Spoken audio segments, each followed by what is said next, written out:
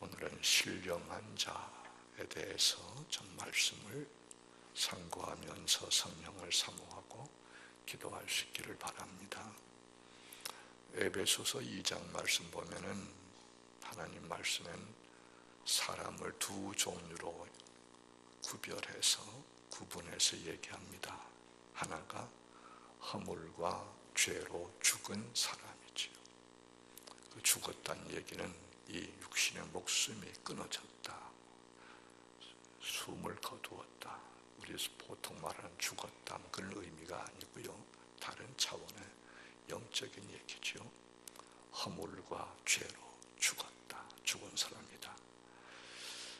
그런 사람을 가리켜서 이 세상 풍조를 따르고 공중의 권세 잡은 자, 곧 불순종의 아들들 가운데서 역사하는 영을 따르는 자라고 했으며, 육체 욕심을 따라 지내고 육체와 마음이 원하는 것을 하는 자라고 했으며, 본질상 진노의 자녀라고 설명을 하고 있지요. 다른 또 한 종류의 사람은 그리스도와 함께 다시 살리심을 받은 사람들을 얘기하지요. 긍휼이 풍성하신 하나님의 그 큰 사랑을 인하여 그리스도와 함께 살리심을 받고 그리스도 예수 안에서 함께 하늘에 앉히신 자라고 설명을 합니다. 이들을 가리켜서 성도라 그렇게 말씀합니다. 성경 말씀에는 성도란 말이 여러 곳에 나오죠. 성도, 성도, 거룩한 무리, 그런 말이죠. 거룩한 무리. 그 거룩이 무엇이냐? 구별된, 하나님의 자녀된, 죽었던 사람들이 다시 살림을 받고 하늘에 안침을 받은 사람들, 우리 모두가 다 이 성도인 줄 믿고 감사합니다. 성도가 된 것을 감사하십시오. 성도가 된 것을 행복해 하십시오. 찬양하십시오. 기뻐하십시오. 거룩한 자부심을 가지고 살 수 있게 되기를 바랍니다. 이 확신 가운데 사셔야 되겠어요. 그런데 오늘 읽은 말씀에는 그 성도 중에 또 두 부류의 사람을 나누어 말하고 있습니다. 이렇게 1절에 말씀하지요. 신령한 자들과 육신에 속한 자, 곧 그리스도 안에서 어린 아이들을 얘기하고 있습니다. 신령한 자는 그리스도 안에서 장성한 성도입니다. 성장한, 장성한, 어른된 성도이죠. 육신에 속한 자는 그리스도 안에서 아직 어린 갓난 아기와 같은, 젖먹는 아이와 같은 그런 사람들이라고 얘기하고 있습니다. 우리는 신령한 자들, 신령한 자가 되기를 사모하고 어린 아이의 상태를 벗어나서 보다 장성한 성도가 되기를 사모하고 노력을 해야 되겠습니다. 여기에 필요한 것이 성령의 도우심과 역사가 아니겠습니까? 이런 걸 생각하면서 오늘도 성령을 사모하면서 기도할 수 있는 여러분 되시길 바랍니다. 오늘 말씀 보면은 어린 아이는 젖을 먹고 밥을 먹을 수 없다, 그렇게 얘기하고 있습니다. 그러나 신령한 자는 밥을 먹는다 그랬습니다. 여러분들 애기 키워보셨죠? 그래요. 밥을 먹지 못하고 젖만 먹는 어린 아이가 있습니다. 그런데 성도 중에도 그런 이가 있다고 그랬습니다. 늘 쉬운 얘기, 듣기 좋은 얘기, 그런 것만 찾고 그런 거 좋아하는 사람들이 있다고 그랬습니다. 그러나 거기에 머물지 않고 장성해서 딱딱한 것도 먹을 수 있고 소화할 수 있고 그런 장성한 성도가 될 것을 말씀하고 있죠. 우리 요한복음 6장에 유명한 말씀들 나오지 않습니까? 우리 주님께서 오병이어로 장정만 헤아려서 5,000명을 먹이시던 그때 얘기죠. 주님 그 말씀에 영생의 떡에 대해서 말씀하시죠. 그리고 내가 바로 그 생명의 떡이다. 나를 먹으면 너희가 살 것이다. 나의 피를 먹고 나의 살을 먹으면 너희가 산다. 그 말씀을 듣던 많은 사람들이 섬뜩함을 느끼면서 주님을 떠나갔다고 그랬습니다. 12제자만 남았다고 그랬습니다. 장정만 5,000명이었던 그 많은 군중이 다 떠나가고 12제자만 딱 남았다. 그때 주님께서 뭐라고 말씀하세요? 너희도 가려느냐? 그때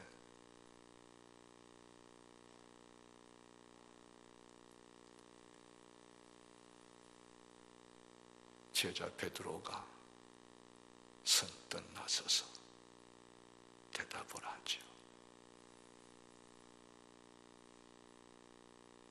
그 대답이 뭡니까?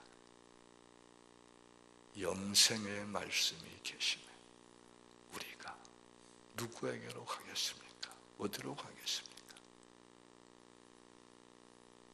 참 귀한 신앙 고백이지요.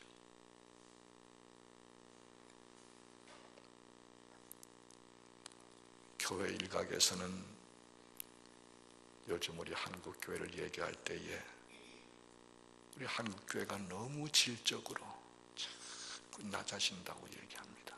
유치한 어린 아이 같은 그런 교회로 오히려 퇴보한다고 생각을 합니다. 신령한 깊은 그런 세계를 모르고 육신적으로 세상적으로 재미있고 즐겁고 기쁘고 듣고 싶은 그런 이야기를 찾고 그런 것은 쓴 약을 좀 쉽게 먹기 위해서 당의를 입히는 것과 같은 것인데 주객이 바뀌어 있는 본질을 상실하고 있는 그런 안타까움을 얘기하는 것이 아니겠습니까? 우리는 어린 아이 같은 그런 수준에서 저 높은 곳을 향하여 날마다 올라가고 나가면서 보다 더 신령한 세계를 사모하고 신령한 자가 되기를 위해서 사모하고 노력을 해야 할 거예요. 또 어린아이는 시기하고 분쟁한다고 본문에서 얘기하고 있죠. 교회 안에 왜 시기가 많고 분쟁이 많을까?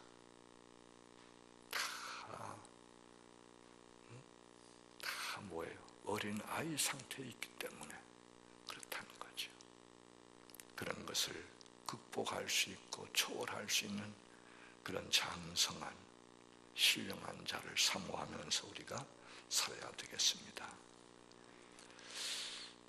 빌립보 교회가 성경에 나오는 교회 가운데서 참 아름다운 교회로 사도 바울에게 칭찬도 받고 사랑도 많이 받고 바울의 선교 사역을 위해서 크게 뒷받침하고 아주 유명한 교회인데 그러한 교회에도 장성하지 못한 어린 아이적인 그런 시기와 다툼, 분쟁이 있었음을 보여주고 있죠. 그걸 생각하면은 이 세상 교회에는, 지상 교회에는 늘 그런 모습이 있다고 볼 수 있는데요. 그러나 우리는 그런 세계를 벗어나서 보다 더 장성한 교회가 되고 성도가 되기 위해서 노력을 해야 할 줄로 알아요. 바울이 그 빌립보 교회 성도들에게 이런 말 하잖아요. 내가 유오디아를 구원하고 순두개를 구원하노니 주 안에서 같은 마음을 품어라. 그런 그 권고를 하고 있습니다. 주 안에서 같은 마음을 품어라. 우리 대원교회는 성장하고 날마다 성장해서 어린아이의 상태를 벗어나서 장성한 그러한 교회가 되므로 항상 한 마음을 품고 하나 되기를 힘써 나가는 이런 교회가 되기를 원합니다. 또 이 어린아이는 시비, 옳고 그름을 분별하지 못한다고 그랬어요. 선과 악을 분별하지 못한다고 그랬어요. 우리가 얼마든지 쉽게 이해할 수 있는 거죠. 어린아이들이 뭐합니까?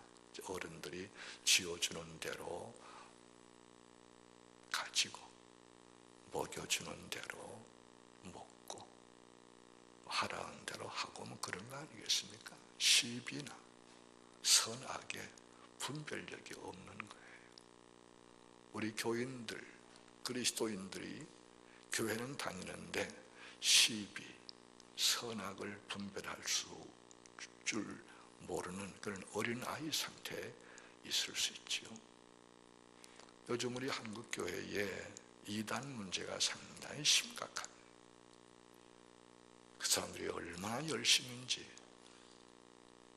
목사들에게 편지를 얼마나 보내는지 몰라요. 당신 잘못됐다고, 여기 한번 와보라고. 저에게도 많은 편지가 와요. 참 열심은 좋은데 왜 그런 이단 문제가 심각할까? 간단히 얘기해서 장성하지 못해 그렇지 않겠습니까? 우리가 어린 상태에 있기 때문에 이단이 먹히고 통하고 뭔가 생각한 것 같이 되니까 자꾸 그런 짓을 하는 거예요. 우리가 보다 더 장성한 가운데서 그런 것을 분별할 수 있고 누가 뭐라고 해도 좌우로 치우치지 않는 말씀에 붙잡히고 말씀을 붙드는 이런 성도가 되기 위해서 우리가 성장을 해야 되겠습니다. 에베소 4장에 말씀하기를 우리가 다 하나님의 아들을 믿는 것과 아는 일에 하나가 되어 온전한 사람을 이루어 그리스도의 장성한 분량이 충만한 데까지 이르리니 이는 우리가 이제부터 어린아이가 되지 아니하여 사람의 속임수와 간사한 유혹에 빠져 온갖 교훈의 풍조에 밀려 요동하지 않게 하려 함이라 말씀하지요. 성장해야 한단 말이지요. 성장하도록 성장을 위해서 노력해야 한다는 얘기죠. 베드로후서 1장 말씀에는 하나님께서 우리를 부르셔서 자녀 삼으신 목적이 신성한 성품, 하나님의 성품에 참여하는 자가 되게 하려 함이라 말씀하면서 우리가 힘쓸 것을 이렇게 설명을 하죠. 그러므로 너희가 더욱 힘써 너희 믿음의 덕의 지식의 절제를, 절제의 인내를, 인내의 경건을, 경건의 형제 우애를, 형제 우애의 사랑을 더하라. 이같이 하면 우리 주 곧 구주 예수 그리스도의 영원한 나라에 들어감을 넉넉히 너희에게 주시리라고 말씀을 하지요. 우리 신앙생활은 선한 싸움입니다. 날마다 표대를 향해서 달려가는 것입니다. 여기에 자기를 부인하고 처소 복종시키며 날마다 죽는 것이 요구되는 것입니다. 디모데전서 6장에는 오직 너 하나님의 사람아 이것들을 피하고 의와 경건과 믿음과 사랑과 인내와 온유를 따르며 믿음의 선한 싸움을 싸우라. 영생을 취하라. 이를 위하여 내가 부르심을 받았다라고 말씀하고 있습니다. 주님은 마태복음 16장에서 누구든지 나를 따라오려거든 자기를 부인하라고 말씀하고 있습니다. 고린도전서 9장에는 나는 다름질하기를 향방 없는 것 같이 아니하고 싸우기를 허공을 치는 것 같이 아니하여 내가 내 몸을 쳐 복종하게 한다고 말씀하고 있습니다. 고전 15장에는 형제들아 내가 그리스도 예수 우리 주 안에서 가진 바 너희에 대한 나의 담대함을 두고 단언하노니 나는 날마다 죽노라고 말씀하고 있습니다. 로마서 7장에는 내 속 곧 내 육신에 선한 것이 거하지 아니하는 것을 아노니 원함은 내게 있으나 선을 행하는 것은 없노라. 내가 원하는 바 선은 행하지 아니하고 도리어 원하지 아니하는 바 악을 행하는도다. 그러므로 내가 한 법을 깨달았노니 그 선을 행하기 원하는 나에게 악이 함께 있는 것이로다. 내 속사람으로는 하나님의 법을 즐거워하되 내 지체 속에서 한 다른 법이 내 마음의 법과 싸워 내 지체 속에 있는 죄의 법으로 나를 사로잡는 것을 보는도다. 오호라 나는 곤고한 사람이로다. 이 사망의 몸에서 누가 나를 건져내랴 라고 절규하고 있습니다. 우리 성도의 본으로 세워주신 사도 바울의 고백입니다. 우린 거기서 우리의 모습을 보는 것입니다. 그 바울은 디모데후서 4장에서 이렇게 말씀하지요.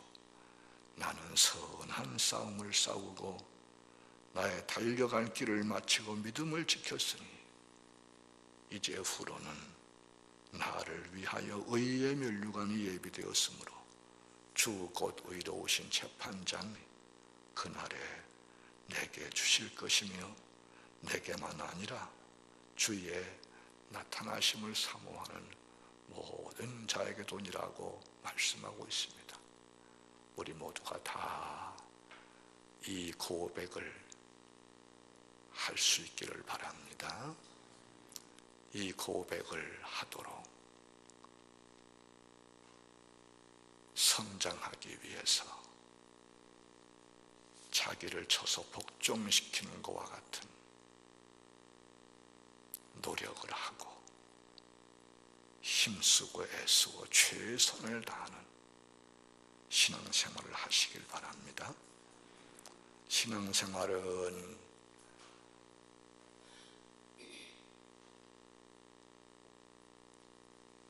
세상적으로 재미있게 즐겁게 노는 놀이생활이 아니지요. 싸움이지요. 싸움이지요. 선한 싸움이지요. 장성한 모습을 바울에게서, 물론 우리 주님에게서 보고 그 모습을 이루기 위해서 날마다 자기를 쳐서 복종시키고 세상과 싸우고 유혹과 싸우고 시험과 싸우고 날마다 싸워나가는 생활이죠. 주님을 따라가는 제자의 삶, 선한 싸움이지요. 이 싸움에서 승리하고 장성한 성도가 되는데 절대적으로 필요한 것이 뭡니까? 성령의 도우심이요, 역사지요. 성령의 역사 도우심이 없이는 생각도 할 수 없는 것이지. 우리가 성령 대망 기도회를 통해서 믿음의 선한 싸움을 보다 더 잘 감당하고 날마다 올라가고 장성하는 이런 우리가 되기 위해서 기도 많이 하면서 모두 승리하게 되기를 원합니다.